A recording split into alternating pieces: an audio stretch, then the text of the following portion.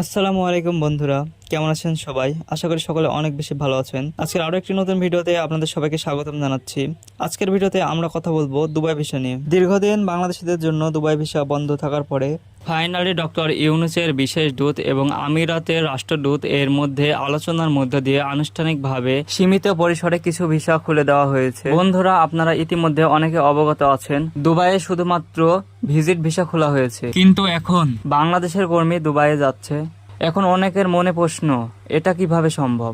Dubai ভিত্তিক ওয়েবসাইটের তথ্যের ভিত্তিতে বাংলাদেশ থেকে ক্ষুদ্র পরিসরে কর্মী নেওয়া শুরু হয়ে গেছে। তো আসলে বর্তমানে দুবাইয়ে নারী কর্মী নেওয়া হচ্ছে। প্রতিদিনই কয়েকশো নারী কর্মী দুবাইয়ে কাজের জন্য যাচ্ছে। তাছাড়া যারা দুবাইয়ে ব্যবসার উদ্দেশ্যে যেতে চাচ্ছেন তাদের ভিসাগুলো অ্যাপ্রুভ করা হচ্ছে। এ সকল কর্মকাণ্ডের জন্য ডক্টর ইউনূস আমিরাতকে সাধুবাদ জানিয়েছে এবং দুবাইয়ের রাষ্ট্রদূতের সাথে ডক্টর ইউনূসের একটি আলোচনা হয়েছে। আলোচনার মধ্যে জানা গেছে খুব শীঘ্রই পুরুষ কর্মীদের জন্য ভিসা খুলে যাবে এবং সকল ভিসা প্রক্রিয়া স্বাভাবিক হয়ে যাবে। আর তাছাড়া যারা ভাবছেন যে দুবাইতে গিয়ে ভালো একটা কোম্পানিতে জব করবেন, তাদের জন্য আমি একটা টিপস দিয়ে রাখি। আপনারা চাইলে বাংলাদেশ থেকে এখন বর্তমানে দুবাই যে সকল কোম্পানি আছে, বড় বড় কোম্পানি, সেই সকল কোম্পানি আপনারা সেগুলোকে গুগল থেকে সার্চ করবেন এবং তাদের ইমেল অ্যাড্রেস গুলো কালেক্ট করার চেষ্টা করুন এবং ইমেলের মাধ্যমে তাদের সাথে যোগাযোগ। কেননা দুবাই ভিত্তিক কোনো বড় কোম্পানি যদি চায়, আপনাকে 1 মাসের ভিতরে দুবাই নিয়ে যেতে পারে এবং ভিসা প্রসেসিং এর সম্পূর্ণ ব্যাপারটা কোম্পানি দেখবে। আর তাছাড়া যদি আপনার কোনো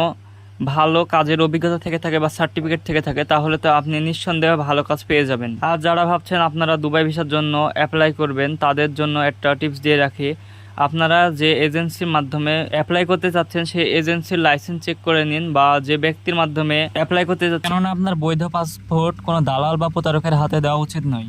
তো আর দেরি কিসের? যারা দুবাই যেতে চাচ্ছেন তারা বৈধ কাগজপত্রগুলো নিয়ে রেডি থাকুন। তো আজকের ভিডিওটা এইটুকুই। আমার ভিডিওটি যদি আপনার ভালো লেগে থাকে, তাহলে আমার চ্যানেলটিকে অবশ্যই সাবস্ক্রাইব করে পাশে থাকা বেল আইকনটি অলে প্রেস করে দিবেন।